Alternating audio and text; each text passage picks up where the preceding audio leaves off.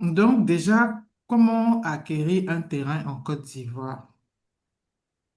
Bon, il faut évidemment identifier le terrain, avoir l'adresse exacte, la superficie, les limites, savoir quels documents on a de celui qui nous vend le terrain et demander un état domanial, procéder à la mutation et puis obtenir le titre définitif du terrain.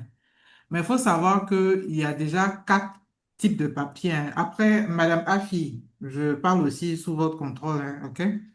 Donc, Mhm. il faut savoir qu'il y a quatre types de documents ici en Côte d'Ivoire qu'on peut avoir lorsque on cherche à acquérir un terrain. Donc, on a d'abord l'attestation villageoise. Ça, c'est un document parmi ces quatre-là.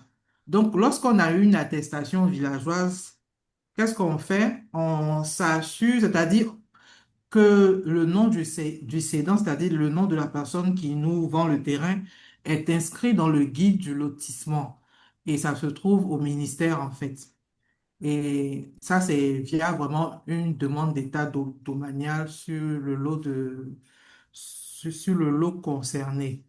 Donc, on va au ministère de la Construction et on s'assure que le nom qui est inscrit sur l'attestation villageoise là qu'on est en train du terrain qu'on est en train d'acheter est vraiment inscrit dans le guide là-bas au niveau du ministère. Ça, c'est lorsque on a l'attestation villageoise. Donc, deuxième document qu'on peut avoir lorsqu'on essaie d'acheter un terrain, c'est la lettre d'attribution. Quand on a une lettre d'attribution, comment on va faire petit ici?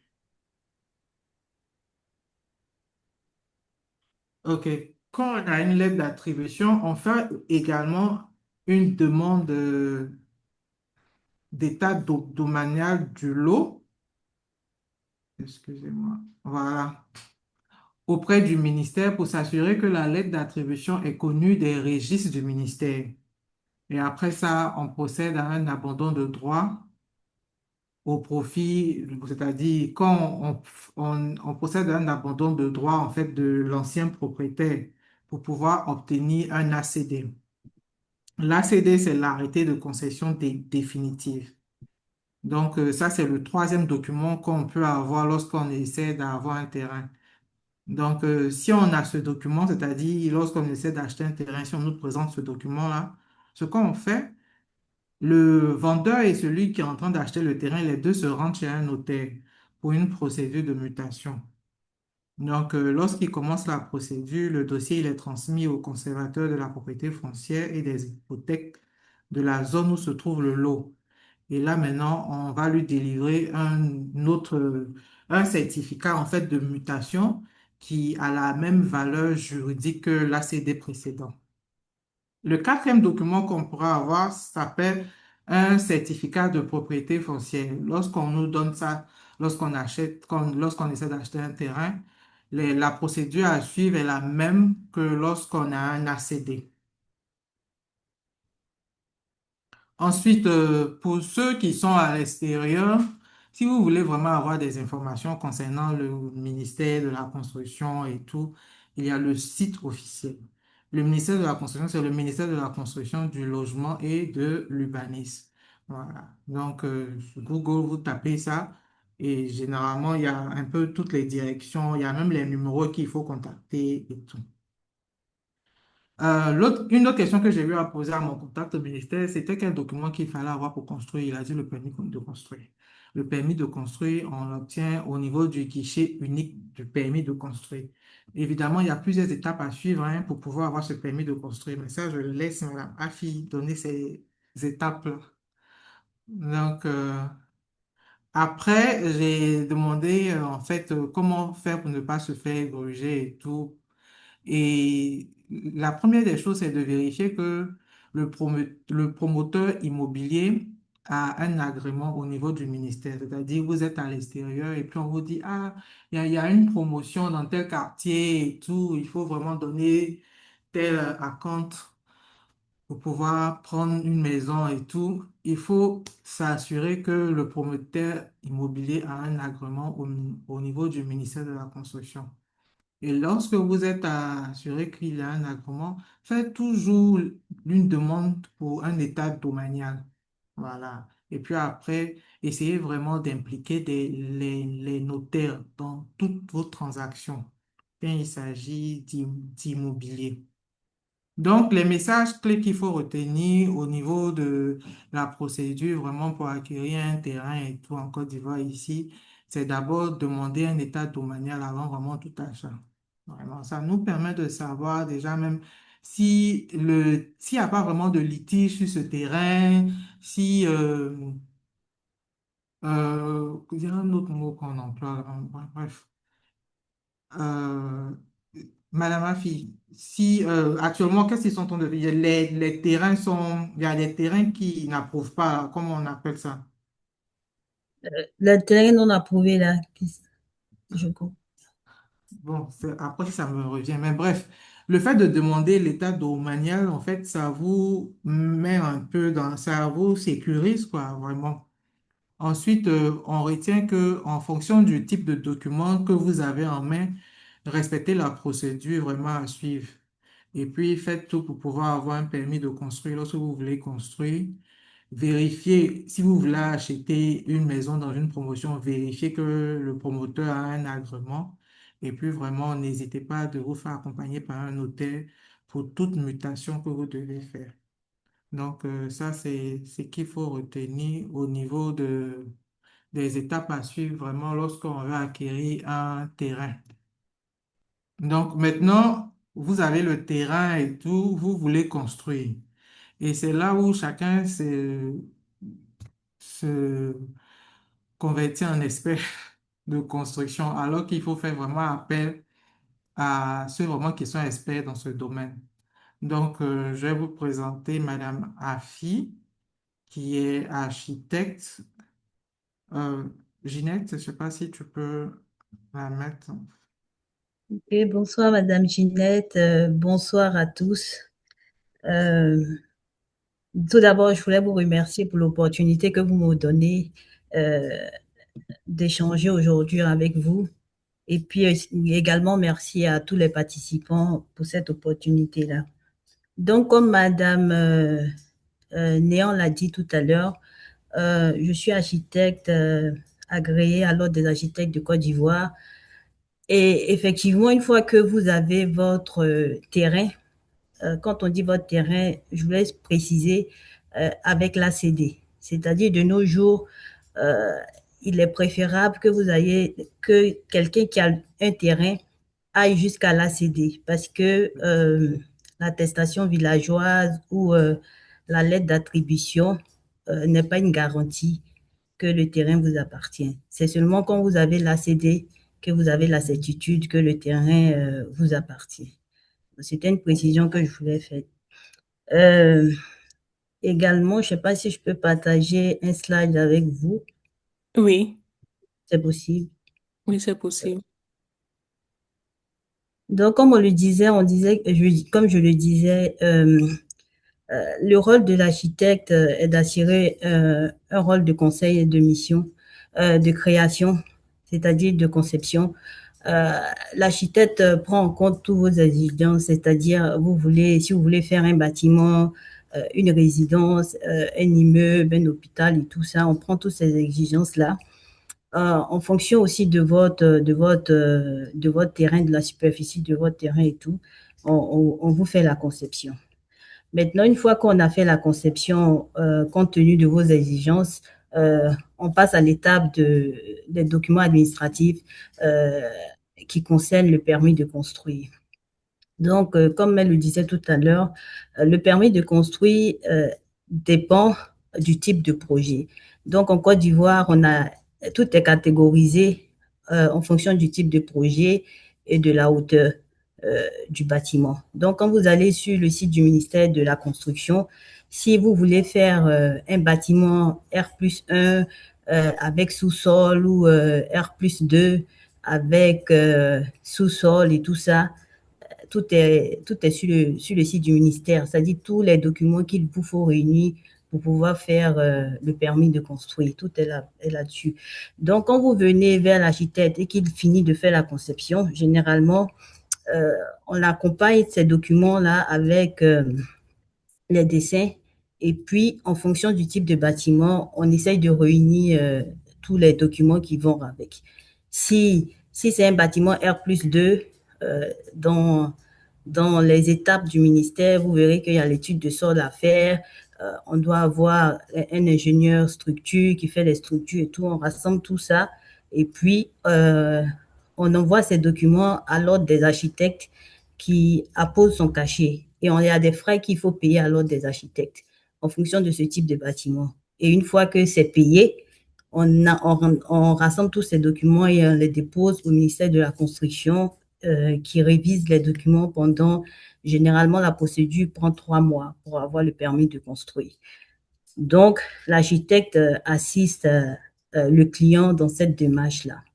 Maintenant, le troisième rôle de l'architecte, c'est le rôle de coordination technique. Coordination technique, c'est-à-dire que quand le client vient vers nous pour la conception de son projet, si jamais l'architecte a besoin un ingénieur structure, un ingénieur en électricité, si c'est un bâtiment spécial, qu'on a besoin d'une spécialité précise, c'est-à-dire si c'est un hôpital, qu'on a besoin de l'expertise de gens qui travaillent dans les hôpitaux, l'architecte contacte tous ces experts-là et coordonne avec ces experts-là dans la conception du projet. Donc ça, c'est le rôle de l'architecte parce que tout ce dont ces experts-là vont conseiller à l'architecte, tout cela va affecter la conception de votre bâtiment. Donc, le rôle de l'architecte, c'est coordonner avec tous ces experts. Et une fois que euh, le bâtiment a été conçu, les documents ont été soumis pour le permis de construire et que vous avez le permis de construire et que vous vous apprêtez à construire, l'architecte aussi peut vous assister dans la sélection des prestataires. Puisque l'architecte a conçu, il sait exactement ce qu'il faut pour le bâtiment, il vous assiste dans la sélection des prestataires qui vont réaliser. Et c'est de là qu'on parle du suivi de chantier. Donc, on vous assiste dans la sélection des prestataires, on vous assiste également dans le suivi de la réalisation du projet. Donc, en gros, c'est ça le rôle de l'architecte. Maintenant, en ce qui concerne l'architecte d'intérieur, la différence entre l'architecte d'intérieur et l'architecte, c'est que l'architecte, lui, il est plus sur la conception et la structure, c'est-à-dire la fondation du bâtiment, euh, comment le bâtiment va tenir, comment construire le bâtiment et tout ça. Et l'architecte d'intérieur, lui, il intervient n'intervient pas sur la structure, mais plutôt sur l'intérieur du bâtiment, c'est-à-dire euh, comment agencer l'espace, c'est-à-dire si vous voulez faire une cuisine, euh, le type de bois qu'il faut utiliser, la luminosité, comment aménager le type de carreaux et tout ça, l'architecte intérieur peut conseiller l'architecte dans la sélection de tout ça. Le design de l'espace que vous voulez créer et puis aussi la sélection des meubles, des luminaires, tout ce qui vraiment, tous les petits détails qu'il faut pour rendre votre intérieur et même l'extérieur, parce que c'est vrai qu'on dit architecte d'intérieur, mais ils agissent aussi sur l'extérieur, parce que souvent, quand on fait le design de la façade, l'architecte d'intérieur peut conseiller l'architecte sur la sélection de ces matériaux-là. Et même le confort, les dimensions des meubles, les dimensions des espaces et tout, l'architecte d'intérieur peut conseiller l'architecte dans tout cela. Donc, l'architecte d'intérieur et l'architecte, généralement, travaillent ensemble comme euh, les autres techniciens ou les autres ingénieurs travaillent également avec, euh, avec l'architecte. Donc, pour le prochain. Donc, en conclusion, ce que je pourrais dire, c'est que il est important de consulter un architecte et un architecte d'intérieur parce que l'architecte, par son expertise, vous permet de sécuriser votre investissement, de gagner en temps et en efficacité. Euh, il est un gage, c'est comme une caution, une assurance, parce que c'est lui qui sait un peu les raccourcis qu'il vous faut prendre euh, pour, euh, pour atteindre un objectif dans un délai plus rapide, parce qu'il connaît les experts et tout ça. Euh, L'architecte aussi vous enlève le souci de coordonner avec les experts. Parce que, en fonction du type de bâtiment, comme je l'ai dit, il y a différents types d'experts qui interviennent. Donc, si vous, le client, vous ne savez pas les experts qu'il faut ou comment coordonner avec ces experts-là, ça vous prend du temps euh, et tout ça. Et l'architecte est le représentant du client dans l'exécution. C'est l'architecte qui vous fait les rapports, sur l'évolution de votre chantier. Est-ce que ça se passe bien, ça se passe mal? Est-ce que ce qui a été prescrit dans la réalisation du projet, c'est ce qui est en train d'être fait euh, sur le terrain? C'est l'architecte qui vous fait le compte rendu de tout ça. Et il est important aussi de consulter un architecte pour tout type de projet. C'est-à-dire que ce soit des rénovations, quand vous achetez le client achète une maison de promoteur immobilier qui veut faire des rénovations, il a forcément besoin d'un architecte. Et même quand c'est, comme on appelle, des nouvelles constructions, euh, on a aussi besoin de l'architecte. Ce que je veux dire, c'est que les normes qu'il y a en Côte d'Ivoire sont pratiquement pareilles que les normes qu'il y a aux États-Unis. C'est-à-dire qu'on ne peut pas faire de rénovation aux États-Unis sans permis de construire. Quelle que soit la taille de la rénovation, euh, il y a un permis qu'on demande euh, pour pouvoir faire cela. Donc, l'architecte est indispensable. À l'heure actuelle, en Afrique, l'architecte est indispensable et même quand vous voyez les bâtiments qui tombent et tout ça, de nos jours et de plus en plus, l'architecte devient un acteur incontournable dans la réalisation de vos projets. Donc voilà un peu Merci, ce que je pouvais dire. Merci beaucoup pour votre attention. merci beaucoup, Stop sharing. Merci. Donc, euh, si vous avez des questions, vous pouvez taper et moi, je vais commencer. J'ai un projet euh, de mon village près de la mer. Euh, donc, est-ce que c'est aussi, quand on voit, j'ai fait des recherches au sujet de quand on construit un bâtiment près de la mer, c'est important de choisir certains matériaux qui, Matériaux. comme matériaux qui sont bons pour l'environnement, quoi. Mhm. Pour conseiller au sujet de ça et l'étude du sol aussi est très important si on doit construire au bord de la mer ou bien pas proche de la mer. D'accord. Oui, effectivement, comme je l'ai dit, hein, chaque projet est différent et en fonction des réalités que ces projets ont. Donc, par exemple, si vous construisez au bord de la mer, euh, il est préférable ou il est préconisé que vous fassiez une étude du sol. Parce que là-bas, le sol auprès de la mer et puis le type de sol plus en ville, c'est pas pareil. Donc, il est conseillé de faire une étude de sol. Et en plus de l'étude de sol, vous devez faire euh, des études structure. C'est-à-dire, un ingénieur structure doit travailler sur votre bâtiment. Parce que l'étude de sol juste ne suffit pas. L'ingénieur structure prend vos études de sol et puis il va dimensionner votre fondation, la fondation du bâtiment en fonction de ce sol-là. Il va dimensionner votre pour dire que oui, en fonction de ce type de sol, voici la fondation qu'il faut. Si vous voulez faire une maison basse, si vous voulez faire un R plus 2, un R plus 3, lui, il va dimensionner la fondation, bien spécifier la fondation qu'il faut pour votre bâtiment. Et ça, c'est très important. Donc, en plus de l'étude de sol, comment on appelle, l'ingénieur structure doit intervenir en plus de l'architecte et tout ça. Maintenant, en ce qui concerne les types de matériaux, effectivement, parce que auprès de la mer, il y a, comment on appelle, le sel de mer et tout ça qui agit sur le bâtiment. Donc, généralement, avant de concevoir, on va faire une visite de votre terrain pour voir ce qu'il y a autour, parce c'est vrai qu'il peut y avoir la mer, mais il peut y avoir d'autres choses. Il peut y avoir des arbres, il peut y avoir, comment on appelle ça, la boue là, euh, comment on appelle ça en Le français, sable mouvant, hein. le sable mouvant et tout ça. Donc, pour vous préconiser le type de matériel qui va avec votre projet, il faut qu'on s'y rende, étudier l'environnement. Et puis maintenant, dans la conception, on vous préconise ce qui est adapté à votre site.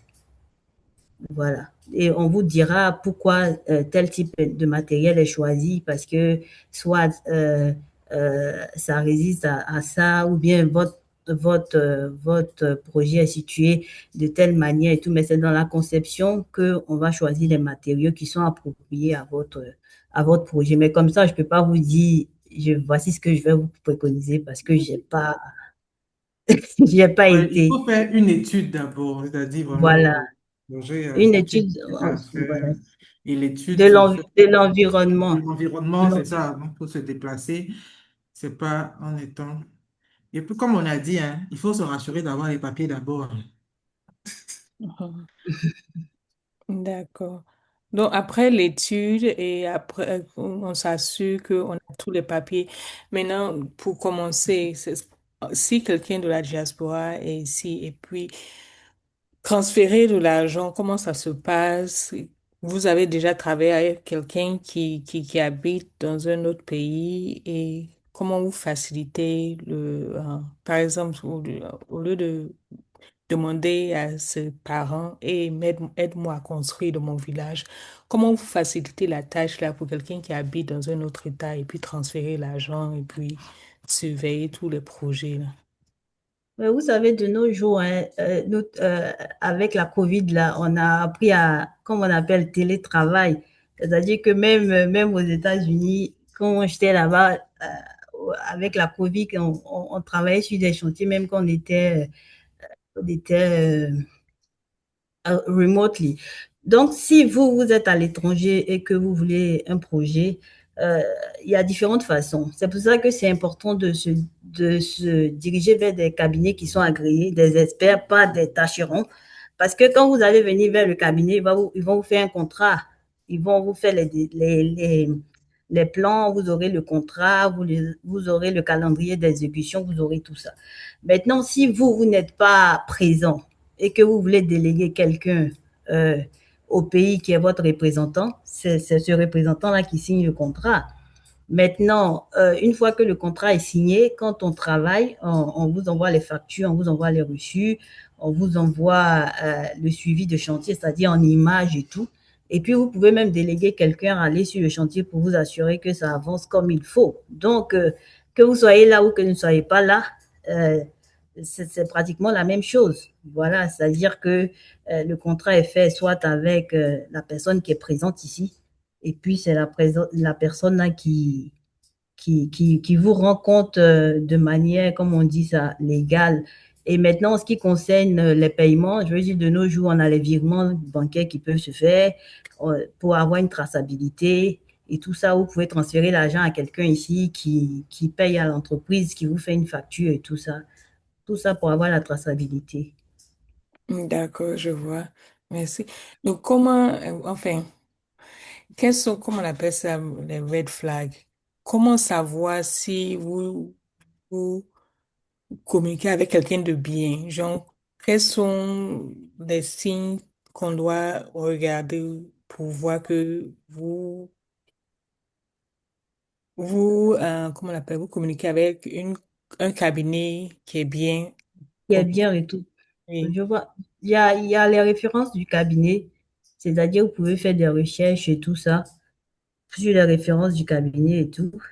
Et puis, généralement, comme on dit, hein, si vous prenez un architecte qui est agréé, Mhm. une entreprise qui est agréée. Bon, c'est très difficile que cet architecte-là mette en jeu son agrément pour un projet. Généralement, c'est pour ça qu'on demande aux, aux clients de s'adresser à ces cabinets-là parce que c'est une assurance en fait. Mais si vous allez sur le net et que vous partez, vous trouvez une société qui s'appelle BTP.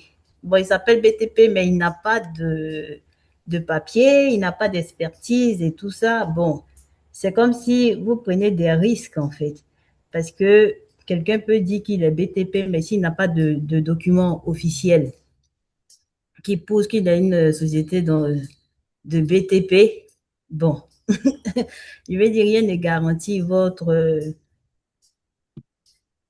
Ok. que vous avez en fait. Donc, soit, c'est pour ça, même quand vous voyez, vous voyez même en ce qui concerne les promotions immobilières, on vous dit il y a les promoteurs immobiliers agréés et puis il y a les promoteurs immobiliers sur l'État.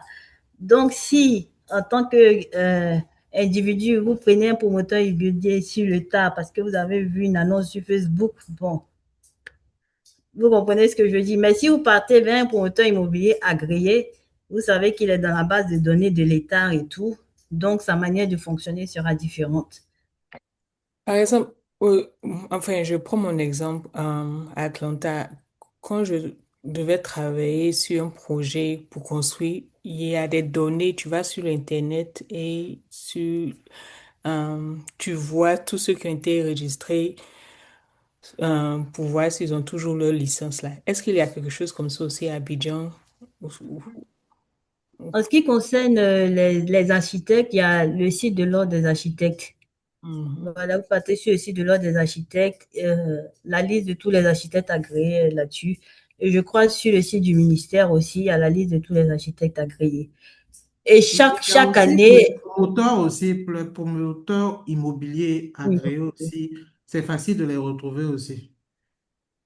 Ok. Et Si, puis également, chaque année, l'Ordre des architectes publie la liste des architectes agréés 2 fois par an, en début d'année et au mois de juin, dans le journal officiel qui est Fraternité Matin. ok. Voilà, donc c'est ça. Mais en ce qui concerne les sociétés de construction, je crois que présentement, il n'y a pas de liste officielle. Il n'y a pas de société agréée de construction. J'ai pas encore vu.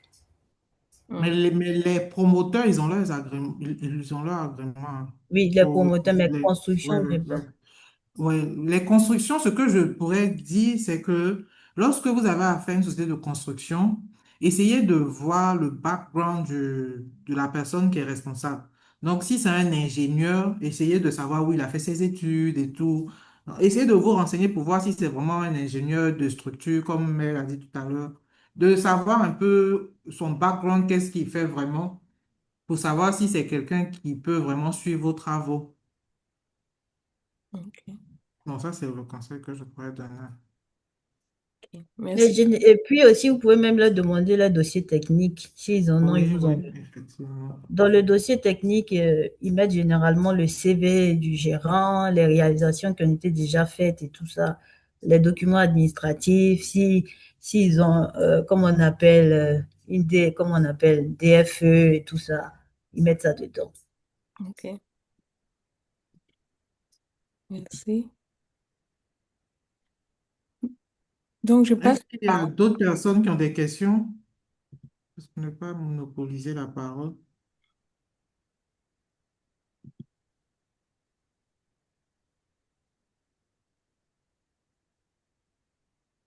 J'ai une question, s'il vous plaît. Allez-y, si vous pouvez vous présenter et dire où vous êtes. Ah, d'accord. Moi, c'est Emma Tenin, je suis à Atlanta. Et D'accord. ma question, c'est le coût. Peut-être que vous avez parlé de ça, je vous ai pris en chemin. C'est le coût. Comment est-ce que on peut, qu'est-ce qu'on doit budgétiser pour ce genre de service?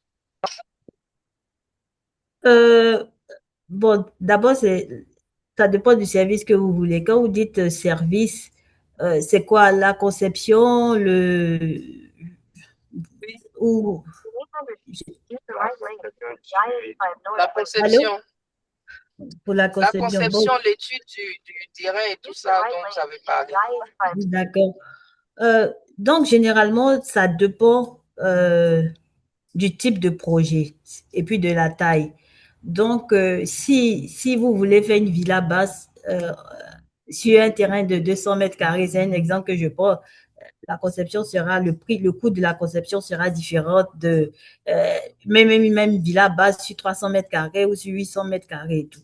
Donc, généralement, quand vous venez vers l'architecte et vous donnez toutes vos exigences, je veux faire une villa basse sur 500 mètres carrés, voici ce que je veux dedans. Le terrain se trouve soit à Yamoussoukro et je veux soit la conception, je veux juste la conception, ce qui n'est pas préconisé, mais je veux faire le permis de construire sur ce bâtiment-là et tout. Euh, euh, L'architecte prend tout ça en compte et il vous envoie, si vous voulez, comme une proforma pour vous dire, bon, en fonction de ce que vous m'avez demandé, voilà, pour un bâtiment, pour une villa basse sur ce type de mètre carré dans la localité de Yamoussoukro, pour le permis de construire et tout, et tout, et tout, euh, voici ce que ça va vous coûter. Donc, on ne peut pas vous donner un montant comme ça parce que ça dépend du type de bâtiment. Voilà, voici ce que ça va vous coûter et tout. Et en plus de ça, si vous voulez, en plus de la conception, vous voulez que l'architecte assiste dans le suivi de la réalisation, comme j'ai dit, c'est déjà, on a fini de faire la conception, on a fait le permis de construire, vous avez choisi euh, l'entreprise qui va réaliser et tout. L'architecte, vous souhaiterez que l'architecte fasse le suivi, il va vous donner maintenant le coût.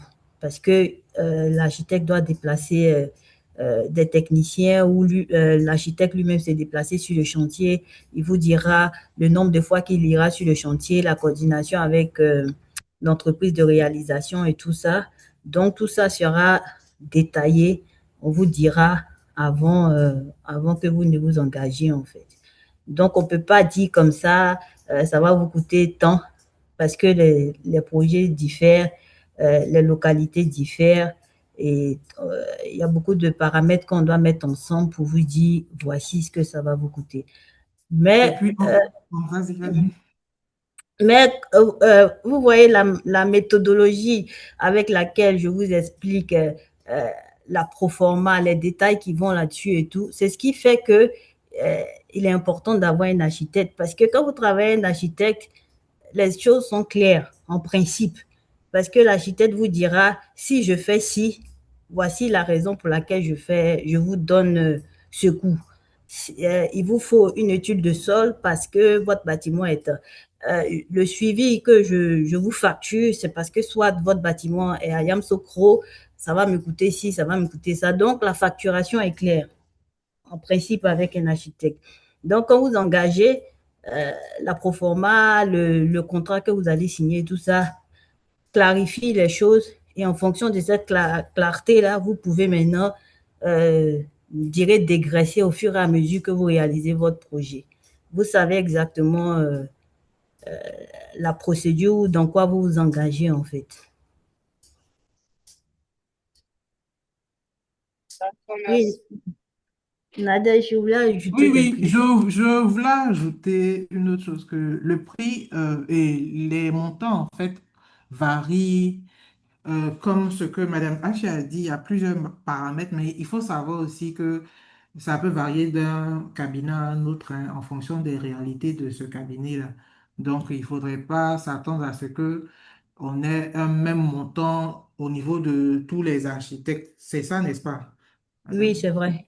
Voilà. Donc, Ça mais dépend de... généralement, les gens ils prennent juste les montants là pour en faire une barrière, alors que ça ne devrait pas être. Donc, le plus important, c'est d'aller vers vraiment l'architecte que vous avez choisi, vérifier d'abord, comme elle a dit, que cette personne est agréée et tout. Et puis après, maintenant, tout se discute, hein. Voilà. En fonction de ce que vous voulez faire, la personne va vous donner vraiment les différents tarifs et tout.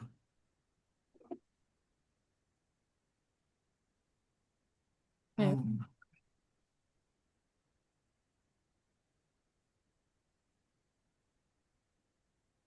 Je ne sais Je, pas si on a répondu à votre préoccupation. Attends. je vois quelqu'un qui a soulevé sa main, là. Je ne sais pas c'est qui. Je crois que c'est elle qui vient juste de parler. Ou bien? MJ?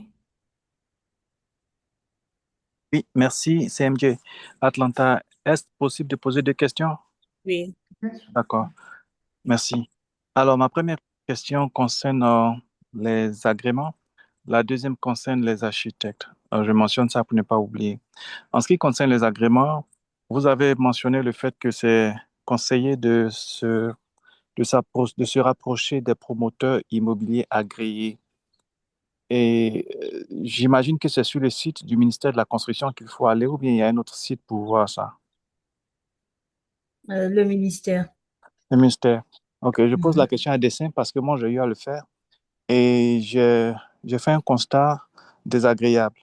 C'est que, premièrement, la liste est, à moins que ça ait changé, hein, et ce dont je parle il n'y a pas longtemps, il y a seulement quelques mois, la liste était un fichier PDF. C'était pas une page Internet. C'était un fichier PDF qu'on peut télécharger.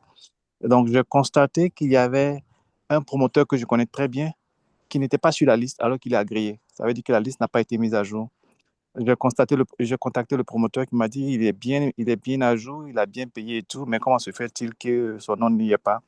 Et après renseignement, après qu'il ait fait ses enquêtes, il s'est trouvé que le service du ministère qui s'en occupait a juste omis d'ajouter son nom. Ça veut dire que quelqu'un peut être agréé et puis n'est pas sur la liste. Pour ceux qui sont à distance comme nous, c'est difficile. Deuxième point, il y a des gens qui étaient sur la liste, qui étaient agréés, mais qui avaient perdu entre-temps leur agrément. Donc la liste disait qu'ils étaient agréés alors qu'ils ne l'étaient plus. Et finalement, et ça maintenant c'est la question, que risque vraiment quelqu'un qui est agréé, qui fait entre guillemets des bêtises sur le terrain? Aux États-Unis, par exemple, quelqu'un qui est agréé, ici on parle de license, qui est licencié et qui fait des bêtises sur le terrain, risque la perte de sa licence et peut être blacklisté. Bon, en Côte d'Ivoire, un promoteur immobilier qui est agréé et qui arnaque, par exemple, quelqu'un comme moi, comme Jean-Pierre, n'importe qui, qu'est-ce qu'il risque vraiment? Est-ce qu'il a une crainte particulière vis-à-vis de l'État? Est-ce que l'État ne nous ramène pas par la suite à notre propre turpitude en disant, mais vous auriez dû faire plus de recherches et tout ça? Est-ce que l'État nous défend? Ça, c'est la question en ce qui concerne les agréments. La deuxième question pour les architectes, vous avez dit qu'il faut avoir les papiers pour aller voir un architecte. Vous avez parlé d'ACD et tout ça. Euh, alors que la réalité du terrain est tout autre. La majorité des gens qui construisent, je dis bien la majorité, pas tous, qui construisent en Côte d'Ivoire, construisent déjà sur des terrains qui ne sont même pas, pour la plupart, approuvés. Il y a des zones qui ne sont aucunement approuvées encore par l'État, mais sur lesquelles les terrains sont déjà vendus. On le sait, tout c'est interdit et tout ça, mais c'est ce qui se fait sur le terrain. Et donc, quelqu'un qui achète un terrain dans une zone pareille, qui est en train de bâtir un bâtiment de R+5, R+, je ne sais quoi, a-t-il un permis de construire? Puisque pour avoir le permis de construire, il faut que le terrain soit approuvé officiellement. C'est ce qu'on nous dit. Bon, comment je fais pour aller voir un architecte quand j'ai un terrain pareil? Finalement, c'est comme si on nous disait, tu ne peux pas avoir un architecte, puisque l'État peut prendre 5 à 10 ans pour approuver une zone. Quelle est la réalité du terrain, vous qui êtes professionnel du métier et qui résidez sur place?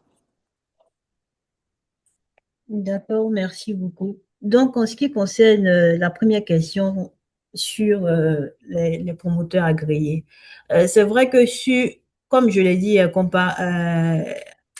comparativement aux architectes, à l'ordre des architectes, ils publient la liste des architectes agréés 2 fois par an.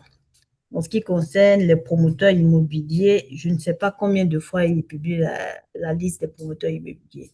Et je crois qu'il doit avoir un ordre, une chambre des promoteurs immobiliers, quelque chose comme ça.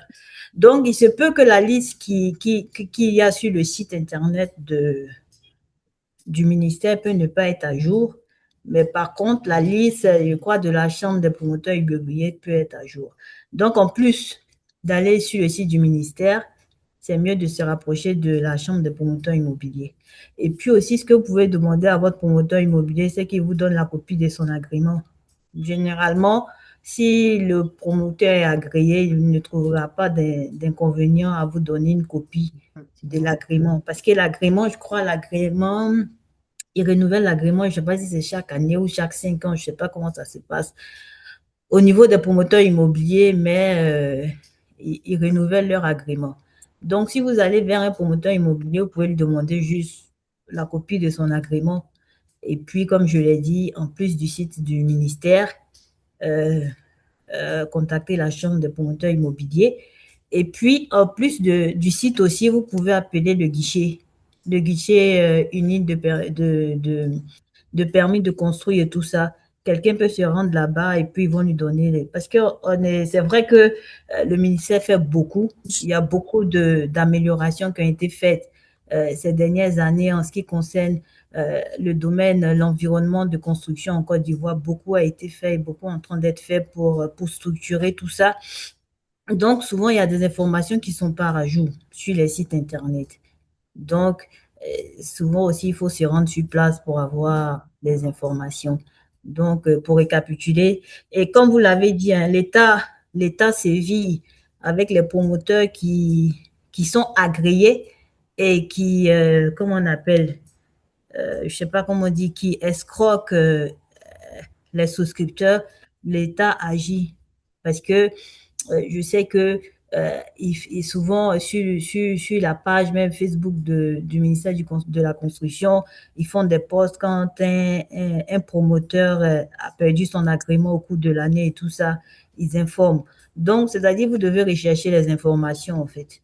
Si un promoteur a perdu son agrément, vous devez rechercher les informations. Voilà. Mais je sais que l'État essaye quand même de communiquer, mais peut-être la communication n'arrive pas parce qu'on n'est pas encore arrivé à ce stade-là, mais l'État sévit. Il y a la liste updated des promoteurs qui est là, mais elle peut ne pas être sur le site du gouvernement. Euh, les promoteurs renouvellent leur agrément et tout ça est fait. Mais maintenant, c'est l'accès à l'information là que euh, quand vous êtes à l'étranger, même nous-mêmes qui sommes ici, hein, pour l'accès à l'information, on doit beaucoup chercher, on doit se rendre là-bas, on doit poser des questions, on doit demander la documentation et tout ça. Donc, c'est la réponse à la première question. Maintenant, la deuxième question, vous parlez d'ACD, les terrains qui ne sont pas approuvés et tout. Ça, c'est encore, comme je l'ai dit, c'est à la discrétion du client ou à votre discrétion parce que euh, les terrains aujourd'hui, vous avez vu, il y a eu tellement de litiges fonciers en Côte d'Ivoire. Prendre le risque d'aller acheter un terrain euh, sur lequel vous n'avez pas de documentation et que vous construisez, je dirais que c'est un risque que vous prenez en réalité.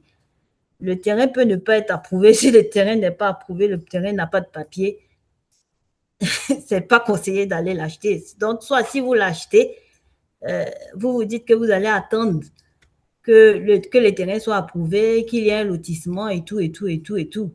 Et puis maintenant, vous engagez la construction de, de ce bâtiment-là. Mais si vous savez que le terrain n'est pas approuvé, que vous prenez le risque de faire, c'est pas la responsabilité de l'État. C'est la responsabilité de l'acquéreur du bien. Donc, moi, par exemple, qui suis dans le domaine, si j'ai acheté vraiment un terrain avec attestation villageoise, avec les expériences que moi je vois, je me dis que peut-être c'est un terrain dans un village quelque part là-bas où je sais qu'il n'y a pas de litige. Même dans les villages, maintenant, il y a des litiges. Mais si je me dis que je vais acheter un terrain sur lequel je vais construire, je vais acheter un terrain avec ACD. Ça, c'est le conseil que je peux donner. Mais si le terrain n'a pas d'ACD, euh, n'est pas approuvé et tout ça, et puis construire là-dessus, je veux dire, de nos jours, c'est un pari risqué, quoi. Mais c'est pas la responsabilité de l'État.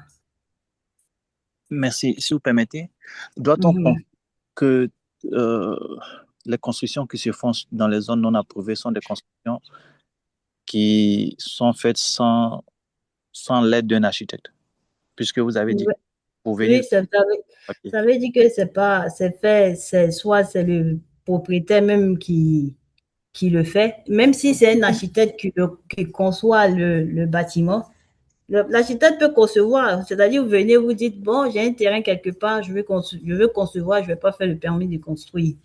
Il peut vous concevoir le projet et tout, mais c'est ce que je dis, la responsabilité, c'est vous, votre responsabilité, parce que vous savez que vous êtes en train de construire quelque part où euh, du jour au lendemain, je dis que par exemple, vous finissez de construire et puis l'État vient et dit, bon, là où vous avez construit, il y a une route qui doit passer.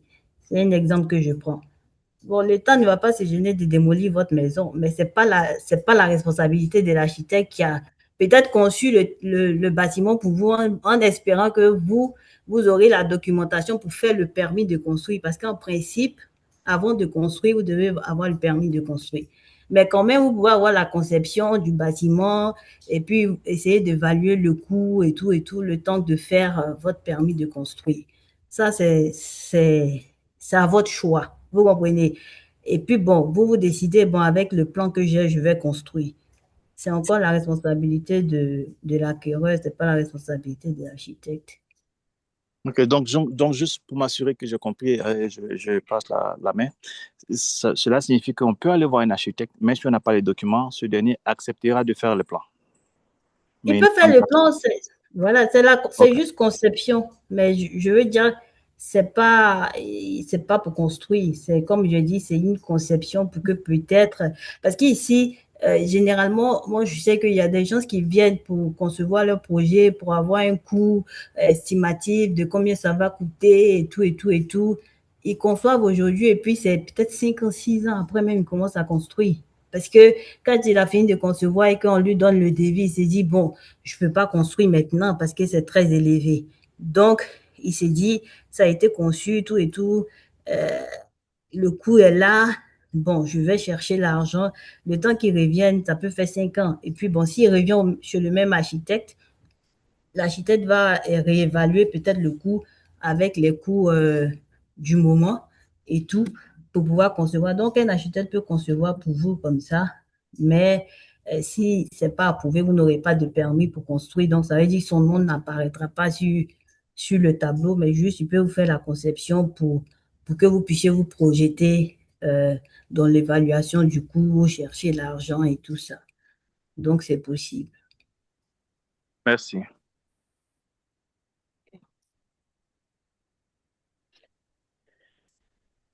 Il y a d'autres personnes qui ont des questions.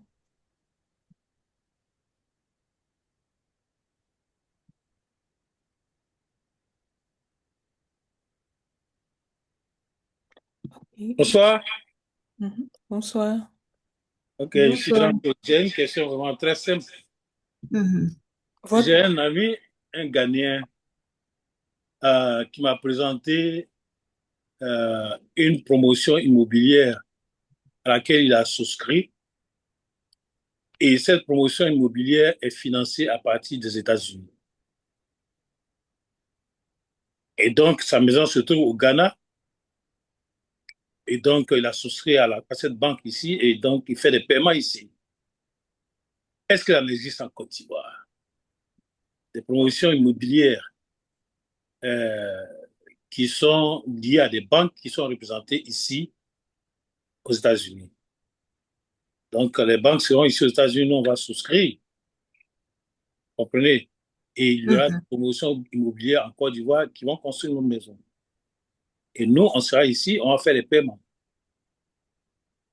Voilà ma question.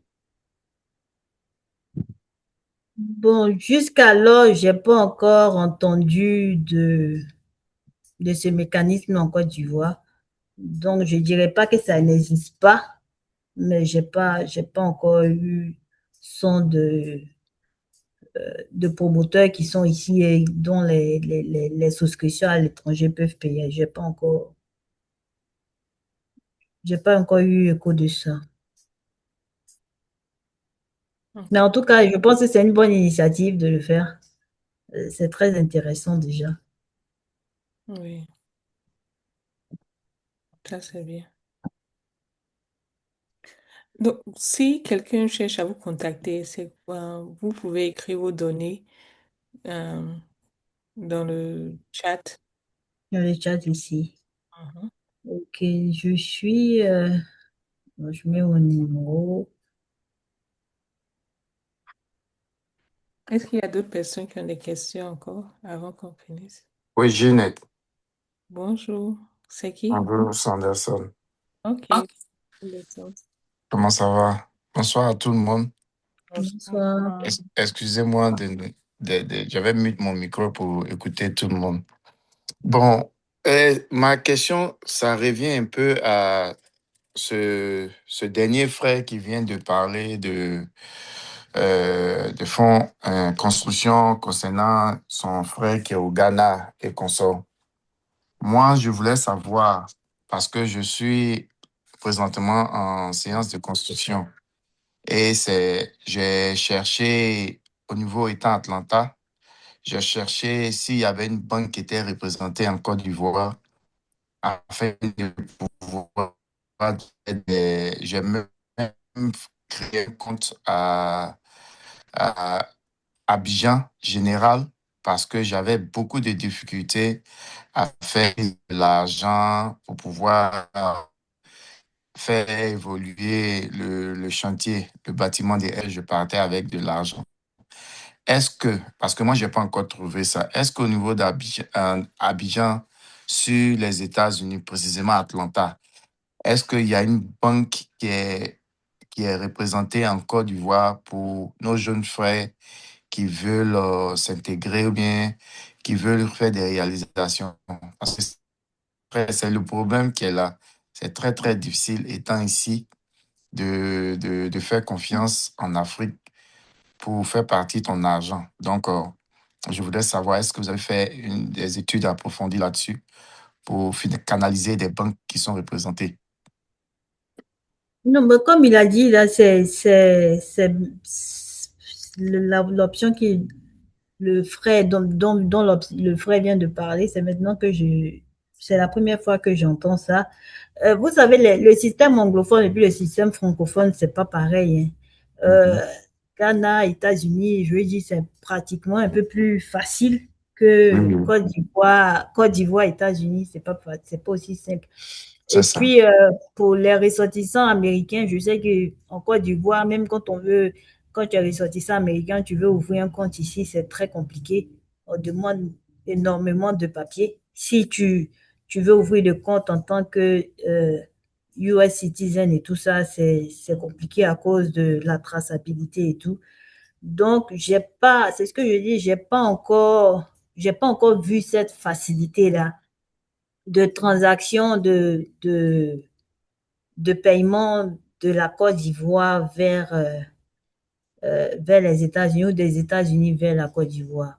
J'ai pas encore vu la, la, je sais pas si je dois dire la facilité, quoi. Je sais qu'il y a EcoBank, euh, EcoBank, j'avais appris, quoi, qui faisait ces facilités-là, mais je n'ai pas expérimenté moi-même les transactions. Donc, moi, je me dis que peut-être ce qui pourrait être, c'est que peut-être vous avez un compte en Côte d'Ivoire ici, et puis vous faites les virements du compte que vous avez aux États-Unis sur le compte ici. Mais maintenant, une fois que l'argent arrive ici, comment quelqu'un a accès à cet argent-là? Donc, Justement. soit est-ce que vous allez faire le virement de votre compte à quelqu'un en qui vous avez confiance, ou bien vous allez donner procuration à quelqu'un ici pour pouvoir avoir accès à votre compte. C'est-à-dire la Justement. personne, voilà, vous faites procuration, vous pouvez faire les virements. Je sais que les virements, c'est possible. Et puis la personne avec la procuration peut avoir accès à vos comptes. Bon, là, maintenant, ça dépend de votre banque, quoi. Oui, Mais oui. la facilité des transactions bancaires, là, je n'ai pas encore expérimenté ça ici. C'est un peu difficile. Oui, oui, effectivement. Et ce topic-là me touche beaucoup. Je suis très content que nous parlons sur ce sujet aujourd'hui. En tout cas, dès que j'étais au courant, il fallait que je me libère pour pouvoir assister à ça. Parce que c'est les problèmes que nous traversons, nous qui sommes à l'étranger. On veut faire des réalisations, mais c'est ce genre de problèmes-là qui nous posent obstacle. Donc, c'est des trucs qu'il faut vraiment qu'on s'informe là-dessus, que vous nous informez, que vous informez nos jeunes frères, parce que moi, je suis dedans. Ça fait que maintenant, je suis obligé de partir à Abidjan chaque 4 mois pour prendre en main l'évolution. Et aussi, vous avez parlé de... bon, généralement, comment tu avais dit là même là? J'ai oublié le nom, le mot tout à l'heure là, comme je parlais d'autre chose. Celui qui suit les travaux quand il a été engagé, j'ai oublié le nom. Celui qui réalise, Celui qui... l'entrepreneur. Bon, est-ce qu'on dit l'entrepreneur? C'est-à-dire que celui qui suivait le chantier, le nom m'échappe. Chef chantier ou je sais pas. Bon, on peut dire chef chantier, on peut dire ça comme ça. Généralement, les chefs chantiers, nous étant ici, comme vous avez dit, je reviens dessus, je ne sais pas si vous allez pouvoir m'expliquer, quelle est la garantie quand vous prenez quelqu'un qui a tous les papiers, vous avez visité, vous avez fait des recherches au niveau de la construction, il a tous ses papiers, il est certifié, et puis on prend, on prend un chef chantier. Maintenant, le chef chantier, il fait le travail et à votre surprise, le matériel qu'il utilise, ce n'est pas du bon matériel, mais vous êtes ici et on vous tire l'information à l'oreille pour vous dire que le chef chantier que vous avez pris là, quand vous envoyez de l'argent, ce n'est pas ce qu'il prend. Et l'immeuble est déjà monté, c'est déjà fait, on est en près de finition. Si demain, l'immeuble, je touche du bois, ça écroule, vous voyez, quelles sont les garanties, quelles sont les vraies personnes sur lesquelles on peut s'appuyer en cas de malheur? On a pris des chefs chantiers, des chefs de construction et consorts. Quelle est la garantie sur nous qui sommes ici, n'étant pas là-bas? C'est ce qu'on dit. Ça dit que si vous avez pris un chef chantier, il n'a pas de contrat avec vous. Vous l'avez pris, lui, il achète, vous lui envoyez l'argent, il achète matériel, il construit. Bon, si le meuble tombe, c'est vous, c'est votre responsabilité parce que c'est votre immeuble. À condition qu'on ait signé à condition que la personne qui est en train de faire à qui vous avez confié, là, vous a signé un contrat pour dire que c'est lui qui construit. Vous comprenez ce que je dis? C'est lui qui construit et tout. Donc, du coup, si le bâtiment tombe, c'est celui qui construit. Mais en même temps, pour qu'il vous fasse un contrat pour dire qu'il construit, c'est sur la base de quoi qu'il construit? C'est sur la base de plans. C'est sur la base d'études structures. Comme vous avez dit, si c'est un immeuble, ça veut dire qu'il a fait les études structures, il a fait les notes de calcul, il a fait tout ça. Et puis il dit, bon, je peux construire parce que l'immeuble, un ingénieur m'a dit que le poteau là doit être de telle taille et tout, et tout, et tout, et puis construire. Et c'est pour ça qu'on revient toujours à l'architecte et puis au permis de construire.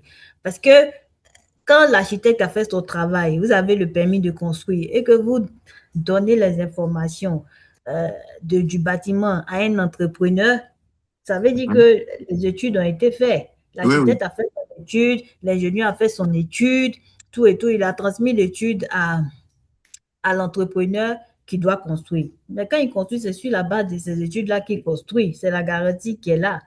Donc, si demain le bâtiment tombe, et puis il y a le bureau de contrôle qui doit venir contrôler en fonction de la hauteur du bâtiment. Il vient, il dit, bon, l'architecte, l'ingénieur structure, on dit de faire des poteaux de telle taille avec tel type de fer et tout. Mais si jamais le bâtiment tombe et tout, on vient, on regarde, on se rend compte qu'on avait peut-être spécifié des faits 14, l'entrepreneur a utilisé fait 6. Donc, ça veut dire que c'est l'entrepreneur. Mais s'il n'y a pas toute cette documentation, c'est difficile parce que c'est sur quelle base on va dire qu'il a fait mauvais travail. Parce qu'il n'y a pas d'études. Voilà. Donc, c'est pour ça que la documentation est importante. C'est la documentation qui fait que vous, en tant que client, vous prenez toute cette documentation pour dire, voici ce que les experts ont dit. Mais toi, tu allais faire autre chose. Mais s'il n'y a pas cette documentation, c'est difficile de dire à quelqu'un, tu as utilisé fait 6 au lieu de faire 14, c'est pas bien fait. Donc, la personne te demande, c'est sur quelle base tu me dis que c'est pas bien fait. Donc, c'est important. C'est vrai que ça coûte un peu d'argent de faire les études de sol, les études structure et tout. Mais dès que le bâtiment arrive à un certain niveau, c'est important de consulter les architectes et puis les ingénieurs. Parce que je dis toujours, quelqu'un qui a de l'argent ou bien qui va investir près de 100 millions pour construire un bâtiment, un immeuble, et puis qui ne veut pas dépenser peut-être 10% pour sécuriser ce bâtiment-là, il y a un problème. Parce que l'étude de sol, l'étude structure, toutes ces études que vous allez faire, ça vous permet de sécuriser votre investissement que de prendre des risques, de construire et puis dormir avec un seul œil pour dire du jour au lendemain euh, ou bien prier que le pire n'arrive en fait. Donc c'est très important. OK. Maintenant, ma dernière question, et puis je vais laisser la place à quelqu'un d'autre. Est-ce que c'est toujours possible, après construction, quand tout est terminé, complètement terminé, avant de laisser des gens y habiter, est-ce que c'est encore préférable de faire venir le bureau de contrôle pour contrôler encore l'immeuble, ou vérifier, pour se rassurer que tout a été, je ne veux pas dire tout a meet les requirements, c'est-à-dire que tout ce qu'il devait faire a été fait. Bon, généralement, c'est mieux de prendre le bureau de contrôle au cours de la construction. Parce que si vous avez fini de construire, que c'est déjà fait et qu'il vous dit de casser votre immeuble, si vous allez casser. Non. Non, donc vous prenez le bureau de contrôle, il suit l'évolution du bâtiment et puis vous êtes plus rassuré que pas devant là-bas, on vous dise que ça a été mal fait et tout. Donc, ça, c'est ce que je dis, ça dépend des types de bâtiments parce que en fonction du type de bâtiment, même dans la liste des documents pour le permis de construire, on vous dira si vous avez besoin d'un bureau de contrôle ou pas. D'accord. Donc, quand vous venez vers l'architecte et puis vous dites, je veux faire ci, il va vous dire, bon, pour ce bâtiment, vous avez besoin d'un bureau de contrôle. Pour ce bâtiment, vous n'en avez pas besoin. Et tout. Donc, OK. s'il vous dit que vous en avez besoin, c'est à vous de prendre le bureau de contrôle. Si vous n'en avez pas besoin, ça veut dire que les risques du bâtiment ne sont pas élevés, en fait. Donc, vous pouvez faire ça sans bureau de contrôle. Mais vous pouvez avoir l'architecte qui fait le suivi, ça dépend. Je dit qu'avec l'architecte, vous pouvez trouver la formule. Tout ça, c'est pour sécuriser votre, votre bien. Voilà. D'accord. Maintenant, D'accord. je voulais retourner un peu sur, vous avez parlé de le financement, les banques et tout ça. Je pense que ça, c'est un truc intéressant parce que l'autre monsieur en avait parlé. Le financement, pouvoir transférer de l'argent construit en étant là-bas. Et moi, en principe, c'est vrai que je suis ici, mais j'avais aussi l'intention de faire une entreprise de construction aux États-Unis pour effectivement répondre à ce que vous dites. C'est-à-dire de sorte que l'entreprise est basée aux États-Unis, mais c'est une entreprise qui travaille aussi en Côte d'Ivoire, de sorte que les ressortissants euh, bon, de la diaspora qui vivent là-bas, comme ils l'ont fait au Ghana, ils payent directement avec la société. Et puis la société qui a sa représentation en Côte d'Ivoire ici peut construire. Parce que en même temps que je suis dans l'ordre des architectes ici, je suis aussi dans l'ordre des architectes aux États-Unis. OK. Voilà. Donc j'avais cette ambition-là de le faire en fait. Donc sûrement que si c'est quelque chose qui se réalise, la Chambre de commerce de Géorgie sera la première à le savoir. D'accord. OK. Merci beaucoup. Merci à vous. Il y avait, j'ai vu deux personnes là, mais je vois maintenant une seule personne. Mais,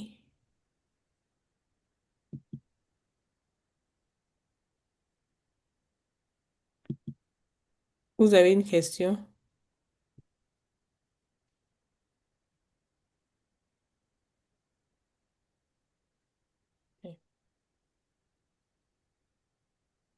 Allô, bonjour, excusez-moi, je me suis mutée sans me rendre compte.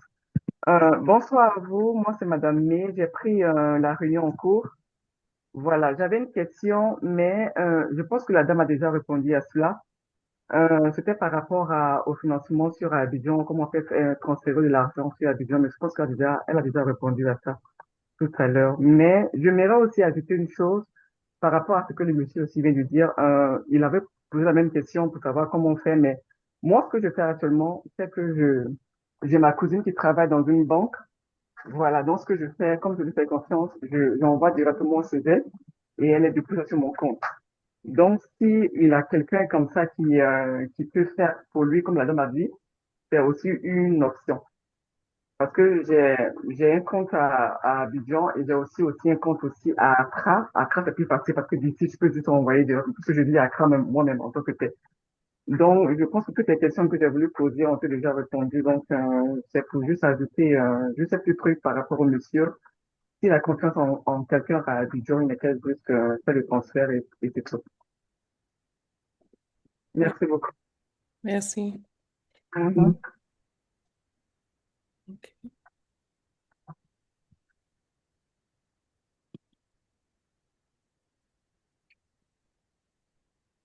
D'accord. Anybody else? Enfin, il y a d'autres personnes?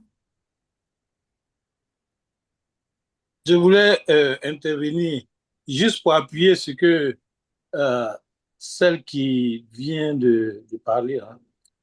C'est juste pour dire, euh, la présentatrice, en fait, elle a parlé de son projet là. C'est juste pour dire que la demande est là. La demande est très, très, très grande.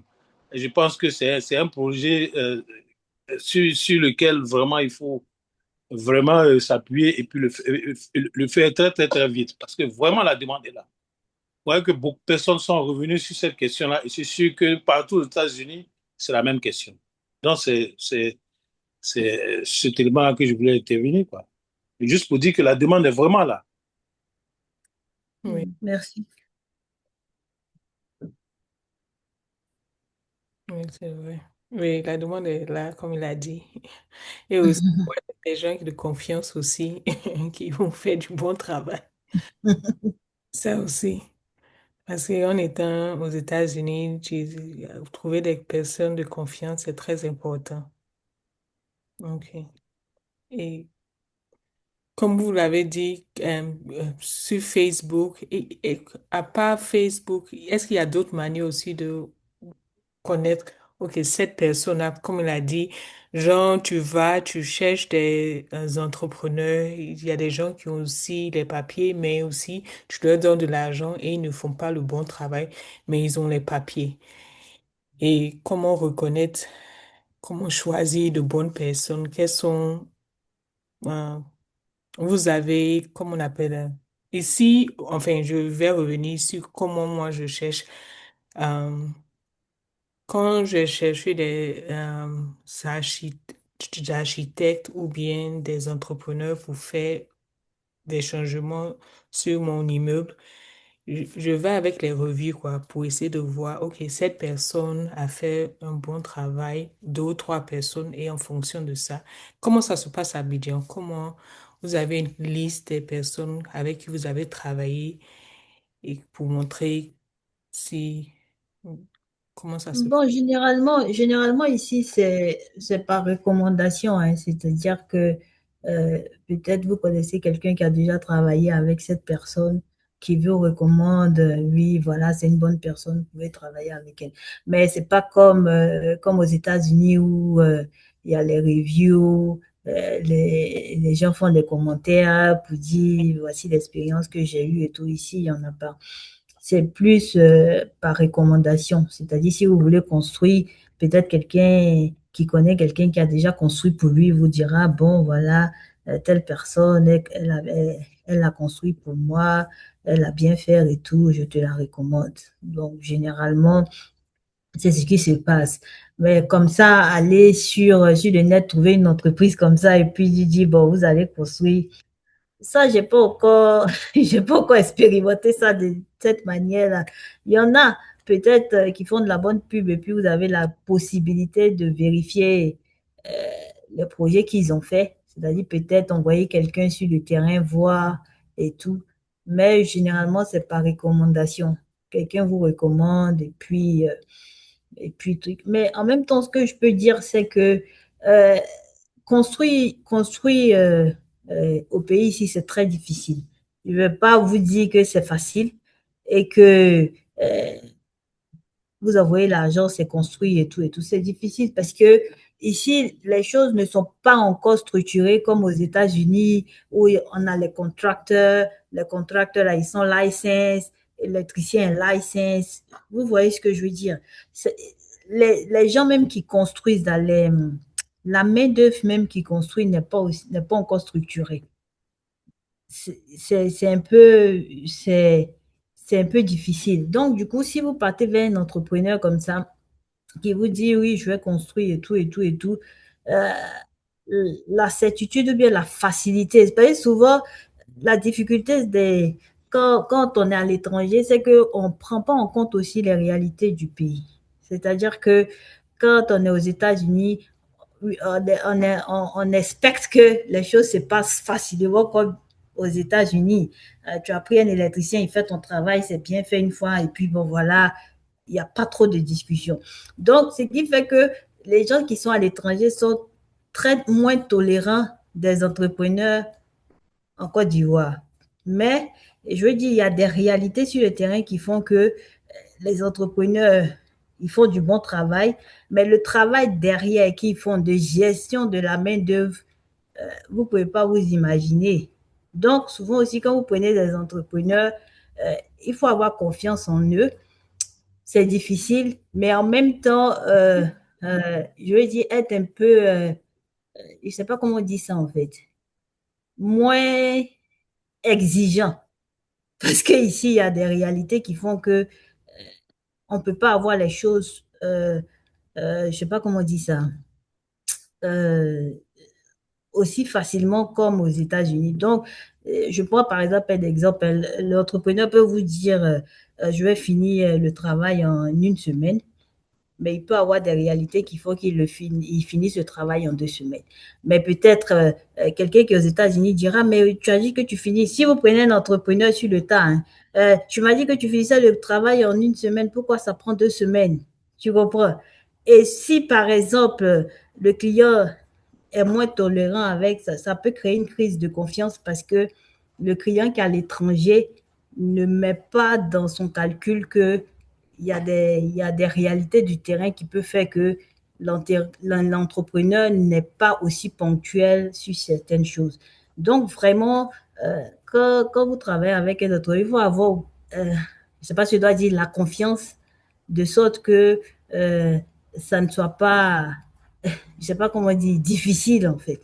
Ok. Le plus important, c'est la réalisation du projet, euh, la qualité de ce qu'il y a à faire et tout. Parce qu'il peut y avoir des facteurs qui font que le chantier n'évolue pas comme vous voulez. Mais généralement, quand on fait le retour, surtout aux gens qui sont à l'étranger, c'est difficile pour eux parce qu'ils ne peuvent pas comprendre que donc, tu as dit que tu faisais si tu allais réaliser ça. Moi, il y a une dame avec qui on fait un projet, elle est au Canada.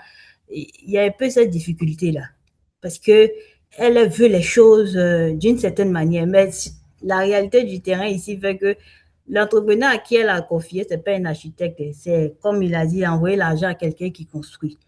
La personne construit, c'est une connaissance qui construit son projet, mais quand elle envoie l'argent à la personne et qu'il appelle un maçon, et le maçon lui dit, je viens, le maçon s'amène à midi, c'est un exemple que je prends. Il s'amène à midi qu'à 18 heures, il descend. Donc, elle, dans sa tête, elle se dit, le projet va me prendre 3 jours.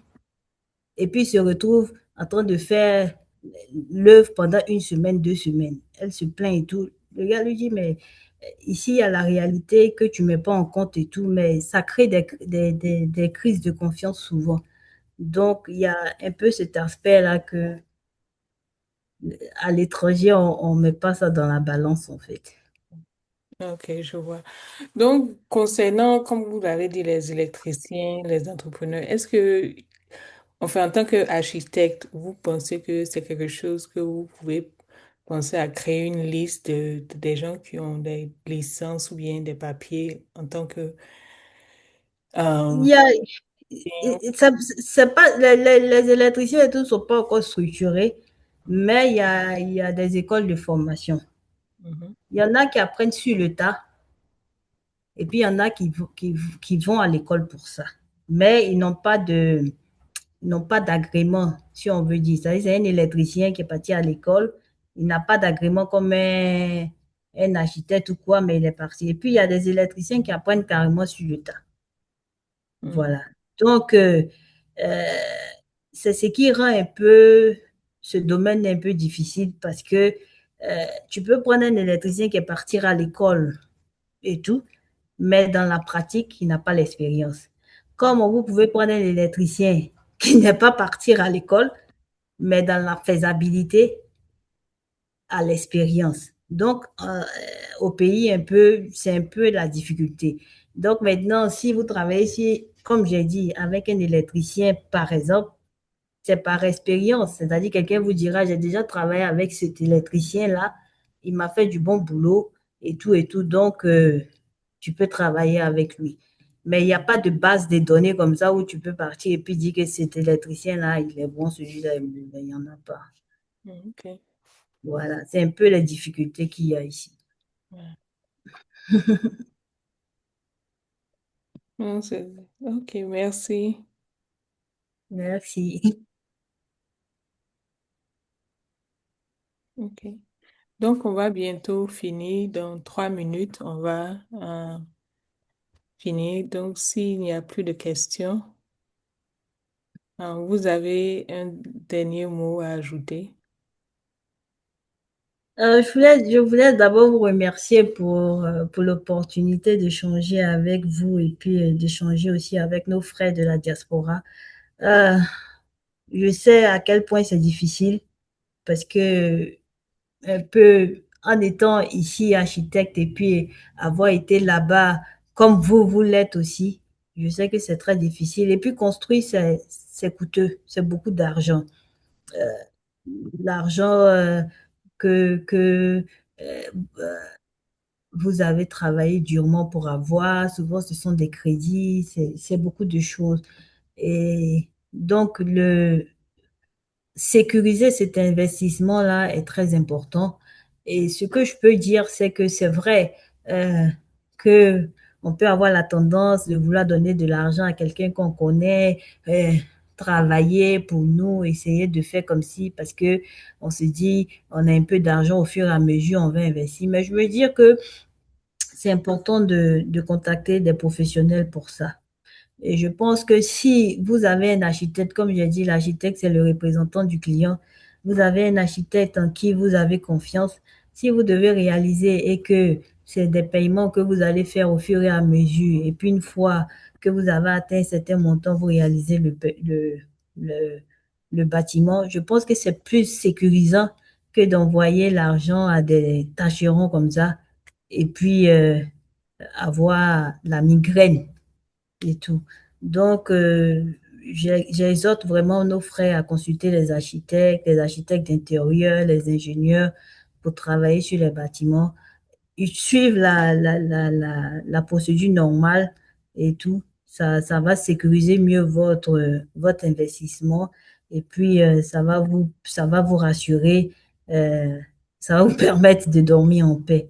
Et vraiment, je voulais encore dire merci pour l'opportunité. Merci à tous ceux qui ont pris de leur temps pour venir m'écouter aujourd'hui. C'était un honneur pour moi. Merci beaucoup. OK. Merci. Et vos données sont sur le chat. Si vous cliquez, vous allez voir Oui, c'est ça. Madame Afi. Merci beaucoup, Madame Afi. Merci, Madame Nadège. D'accord. Donc, on va partir. Merci à tout le monde aussi. Et la Chambre de commerce organise des événements chaque mois et notre prochain événement sera en juin sur enfin, le topic, ce sera sur IT. But je vais envoyer plus d'informations dans quelques semaines. Donc, merci à tout le monde. Merci. Merci, bonne soirée. Merci, bonne soirée à vous. Au revoir. Merci Ginette. Merci Madame Afi. Merci beaucoup, bonne soirée à vous. Merci vous aussi. Mhm.